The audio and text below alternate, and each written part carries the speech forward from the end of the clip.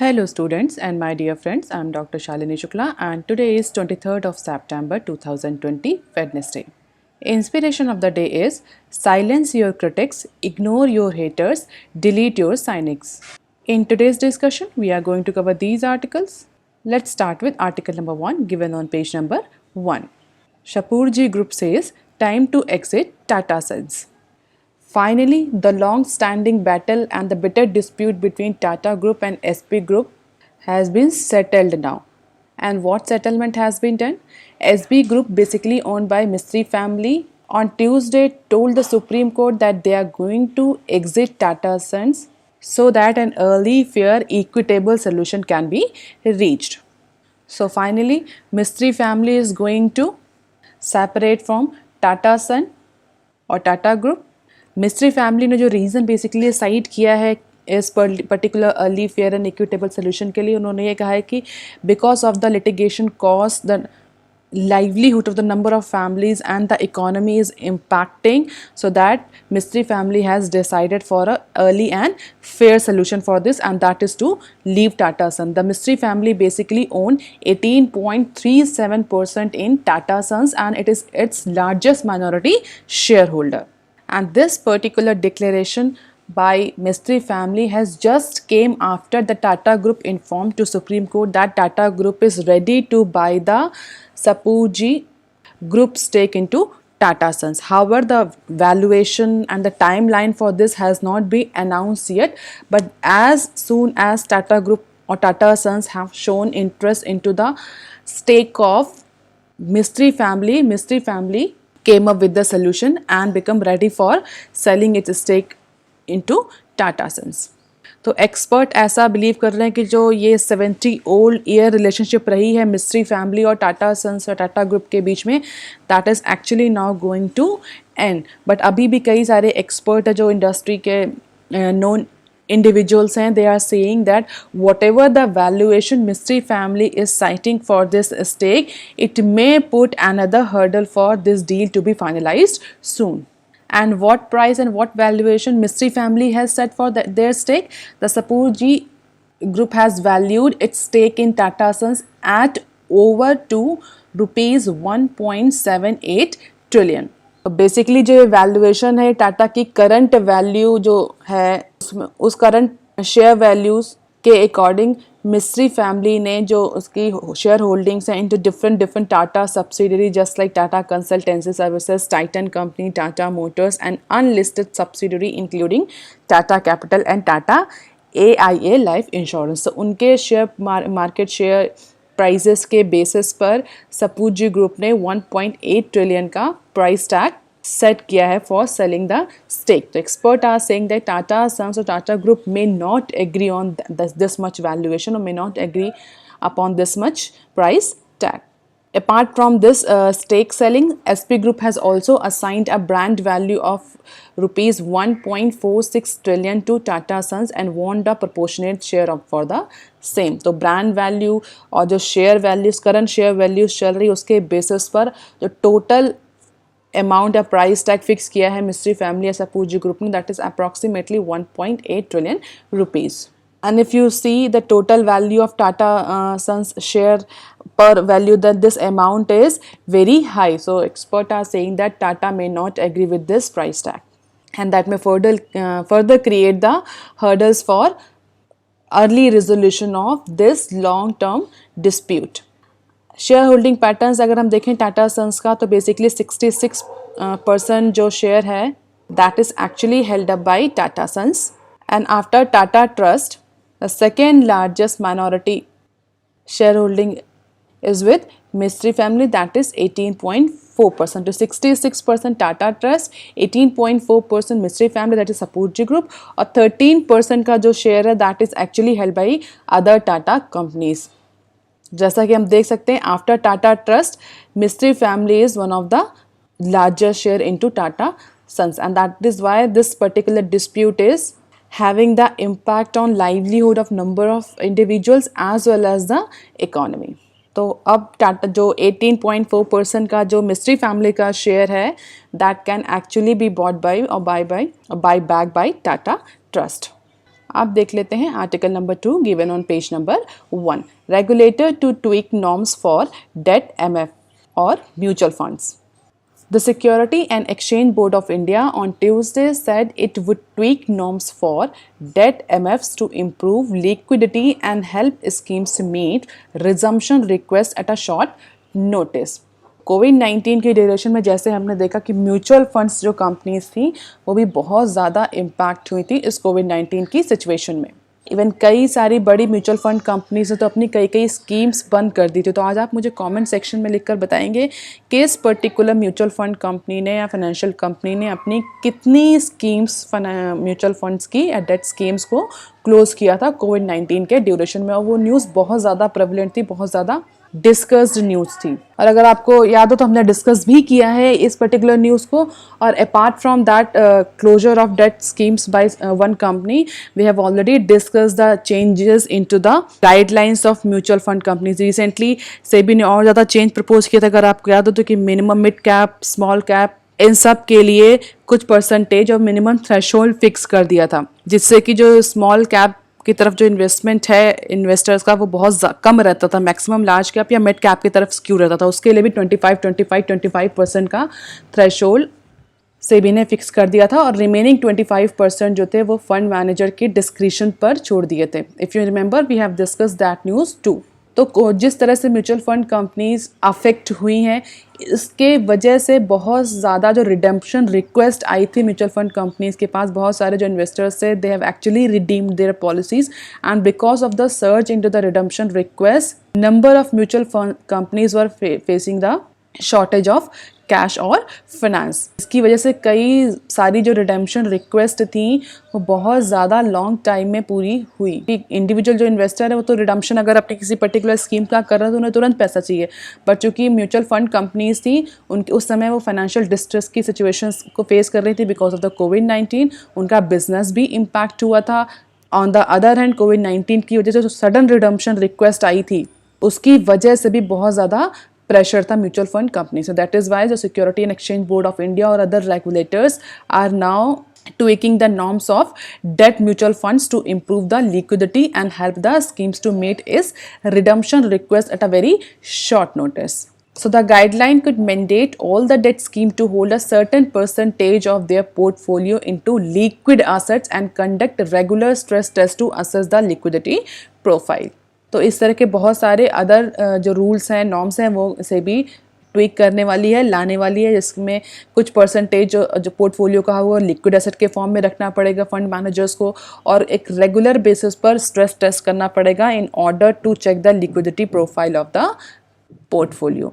Apart from this rule, an additional transaction cost could also be levied on the redemption of in schemes basically that have illiquid assets और illiquid papers. तो जो illiquid assets हैं उनमें reduction जो की जब request आएगी तो एडिशनल ट्रांजैक्शन कॉस्ट को भी लेविट किया जाएगा. इस तरह के कुछ रूल्स से भी लाने की सोच रही है. अब यहाँ पर एक क्वेश्चन होता है what is illiquid papers. Illiquid paper technical term है, बेसिकली इसकी मीनिंग क्या होती है बहुत सारे स्टूडेंट्स को पता भी हो सकता है.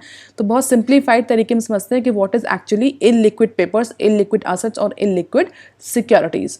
तो basically illiquid refers to the state of any stock, bond or other assets that cannot easily or readily be sold as well as exchanged for cash without a substantial loss of values. तो ऐसे stock, bonds, ऐसे securities या ऐसे assets जिनको बहुत easily या बहुत readily sold या एक्सचेंज नहीं किया जा सकता for cash without a substantial loss in the value, जब तक कि उनकी वैल्यू में कोई सब्सटेंशियल लॉस फेस किए बिना. मीन्स अगर कोई पर्टिकुलर इन्वेस्टर अपने इलिक्विड पेपर को रिडीम या इलिक्विड एसेट या स्टॉक को रिडीम कराना चाहता तो दैट पर्टिकुलर इंडिविजुअल और that particular investor has to face loss of और substantial loss in the value of that particular assets.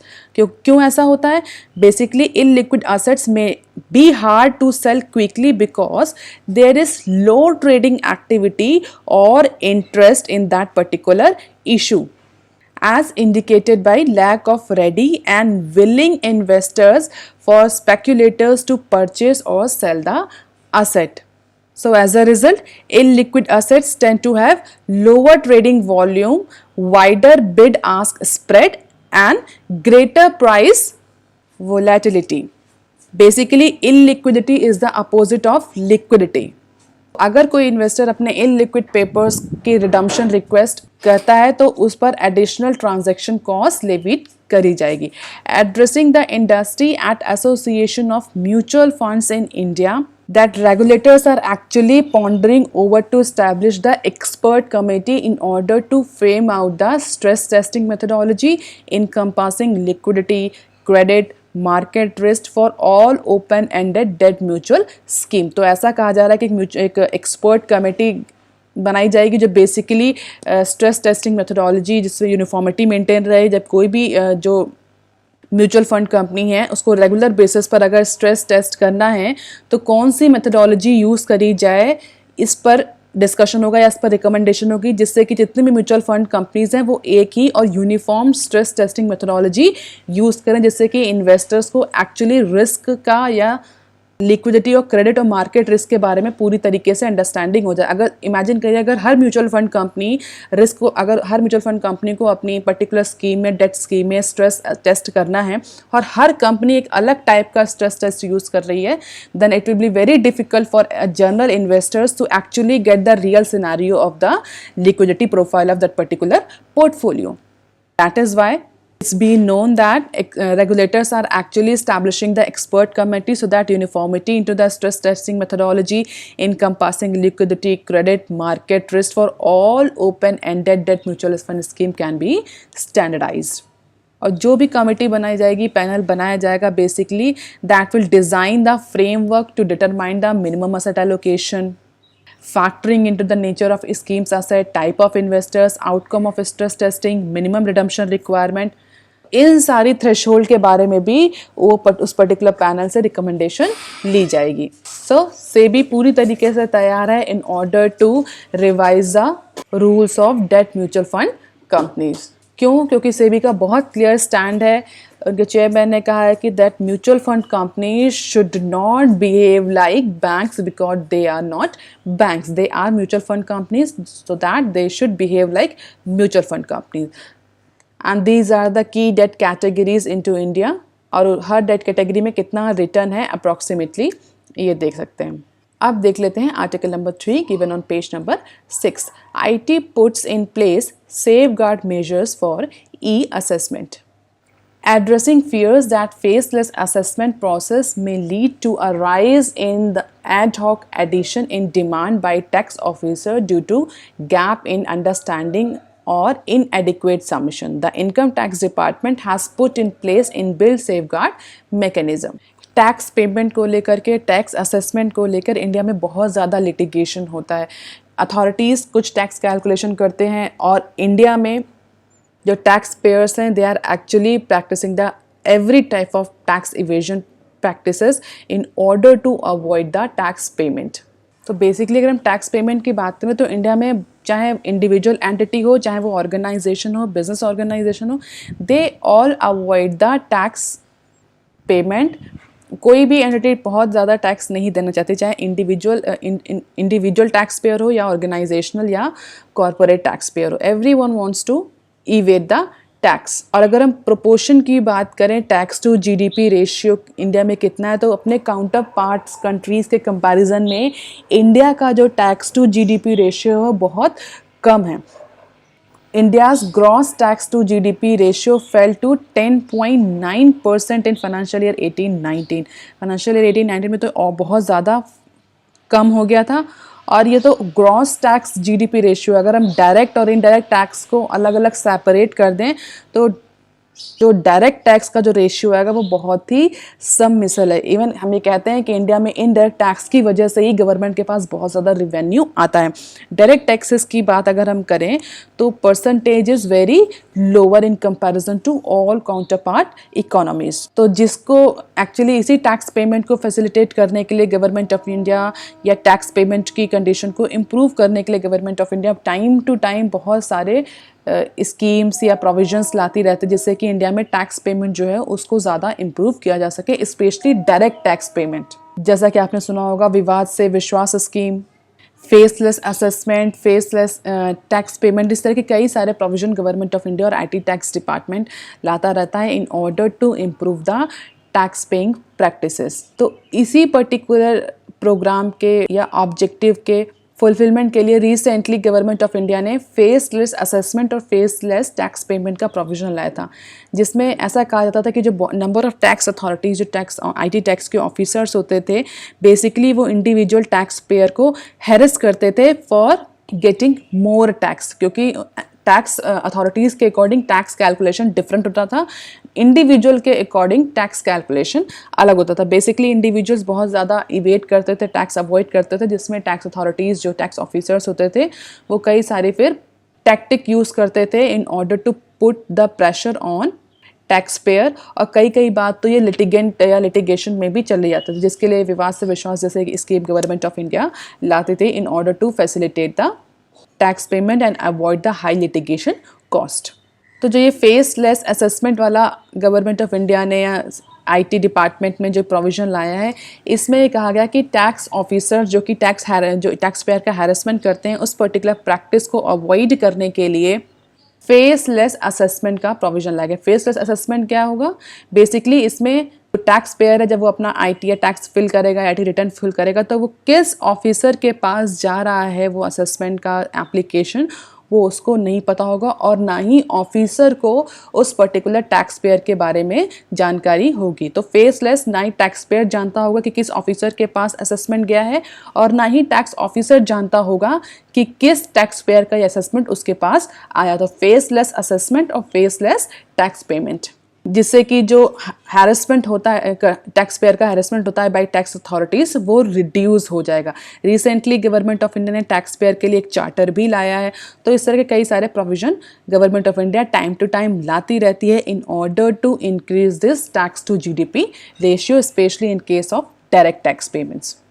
तो आज की न्यूज़ क्या है? आज की न्यूज़ बेसिकली ये है कि फेसलेस ट्रांजैक्शंस या फेसलेस असेसमेंट का जो प्रोविज़न आया है, इसमें एक्सपर्ट्स का ये कहना है या ऐसा एप्रीहेंशन हो रहा है, चूँकि फेसलेस असेसमेंट है तो जो टैक्स ऑफिसर पर्टिकुलर असेसमेंट को देख रहा होगा, that could put forward additional demand due to the gap in understanding और इनएडिक्वेट सबमिशन। जब इनएडिक्वेट सबमिशन होगा, इन्फॉर्मेशन पूरी नहीं होगी, तो जो टैक्स ऑफिसर है वो अपने आप को सेफ प्ले करने के लिए एक एडिशनल डिमांड या एडिशनल टैक्स की डिमांड कर सकता है। तो इसको अवॉइड करने के लिए इनकम टैक्स डिपार्टमेंट ने एक बिल्ड इन सेफगार्ड मैकेनिज्म बनाया है, जिससे कि फेसलेस असेसमेंट में जो टैक्स ऑफिसर हैं वो इनएडिक्वेट सबमिशन या इनएडिक्वेट अंडरस्टैंडिंग के क्लॉज को यूज़ करते हुए टैक्स पेयर से एडिशनल डिमांड ना करें। दैट इज़ वाई एक build in safeguard mechanism IT department ने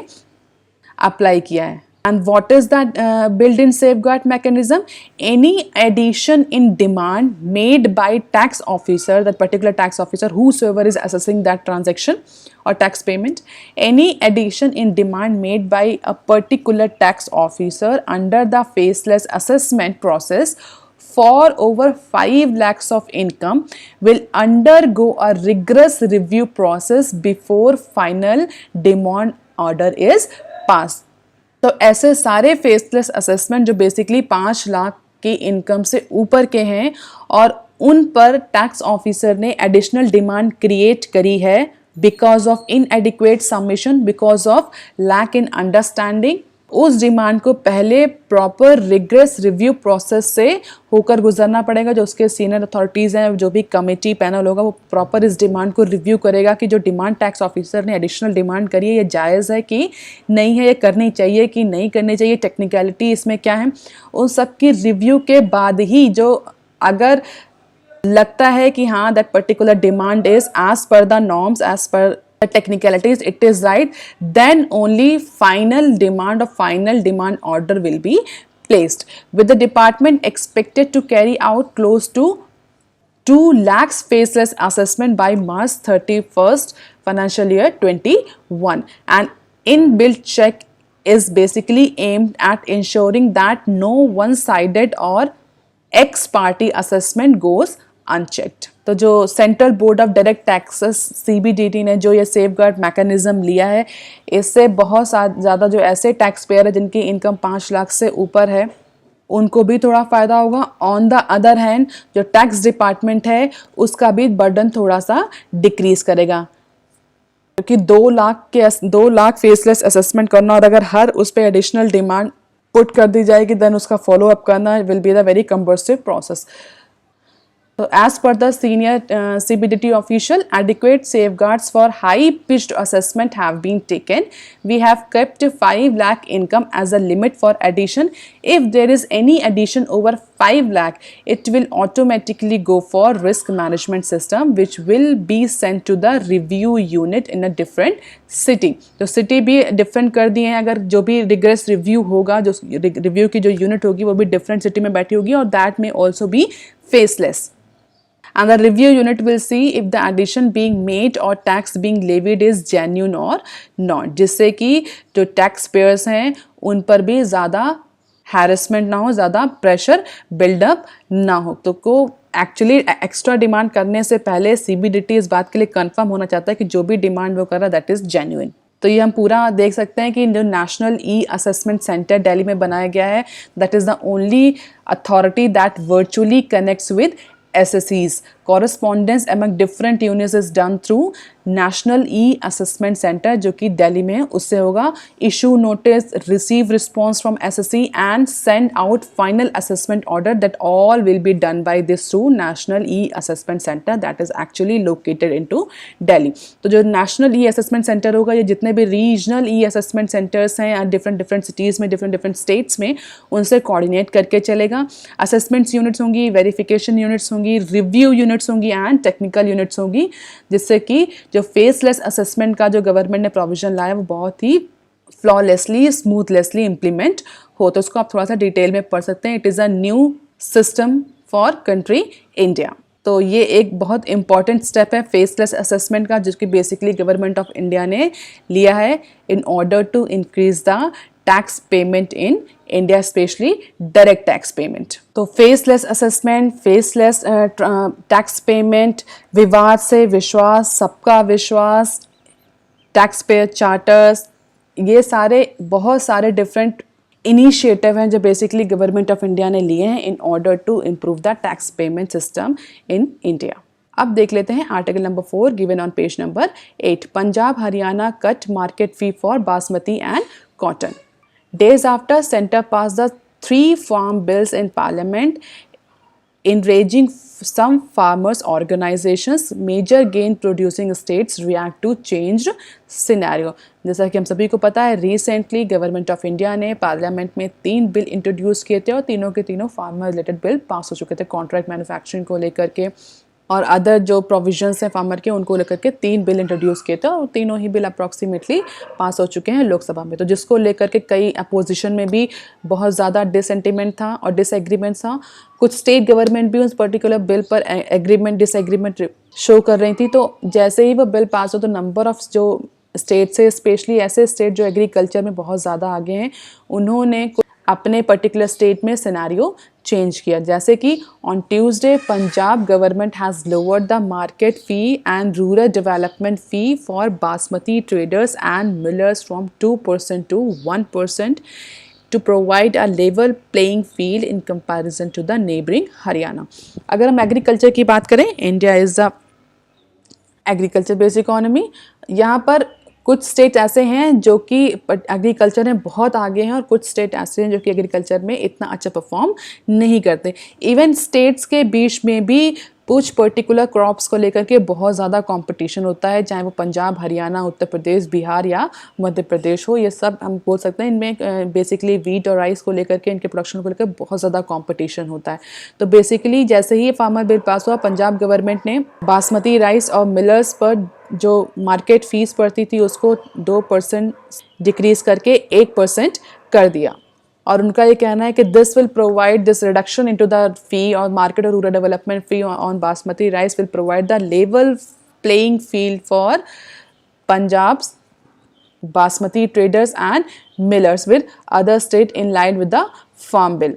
और जैसा कि हम सभी जानते हैं एग्रीकल्चर स्टेट लिस्ट का पार्ट है. स्टेट लिस्ट मीन्स जो हमारे कॉन्स्टिट्यूशन के शेड्यूल 7 में 3 लिस्ट दी हुई हैं, state list, union list and concurrent list. जो सेंट्रल लिस्ट में जो सब्जेक्ट्स है उसमें central government, union government laws बनाती है. जो स्टेट लिस्ट में है उसमें स्टेट गवर्नमेंट बना सकती है. और जो कॉन्करेंट लिस्ट है उसमें स्टेट और सेंट्रल गवर्नमेंट दोनों मिल करके लॉ बनाती हैं. तो एग्रीकल्चर जो है वो एक स्टेट सब्जेक्ट है जिसमें बेसिकली स्टेट गवर्नमेंट लॉज बनाती हैं. तो जैसे ही सेंटर में यह फार्म बिल पास हुआ, पंजाब गवर्नमेंट ने अपने फार्मर्स को प्रोटेक्ट करने के लिए, अपने ट्रेडर्स को प्रोटेक्ट करने के लिए स्पेशली बासमती राइस, जो कि इंडिया का एक जीआई इंडिकेटर प्रोडक्ट है. बासमती राइस को भी लेकर के बहुत ज़्यादा कंपटीशन होता है इवन बिटवीन द स्टेट कि कौन कितना ज़्यादा एक्सपोर्ट करेगा, कौन कितना ज़्यादा प्रोड्यूस करेगा, क्योंकि बासमती राइस की बहुत ज़्यादा डिमांड है इंटरनेशनल मार्केट में. इसीलिए बासमती राइस जो है वो इंडिया के एक जीआई टैग के प्रोडक्ट्स में आता है.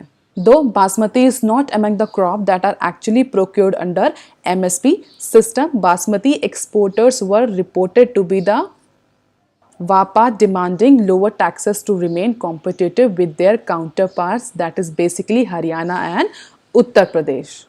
तो हरियाणा और उत्तर प्रदेश से हमेशा कंपटीशन चलता है पंजाब का in terms of agriculture produce, specially कुछ ऐसे प्रोडक्ट जिनका इंटरनेशनल मार्केट में बहुत ज़्यादा डिमांड है, जस्ट लाइक बासमती राइस. तो इसी फार्म बिल को देखते हुए पंजाब गवर्नमेंट, जो कि आपको पता होगा पंजाब में डिफरेंट स्टेट गवर्नमेंट है, उन्होंने इमीडिएटली फार्म बिल पर रिएक्ट करते हुए अपने कुछ पर्टिकुलर प्रोड्यूस का जो मार्केट और रूरल डेवलपमेंट फी थी वो रिड्यूस कर दी.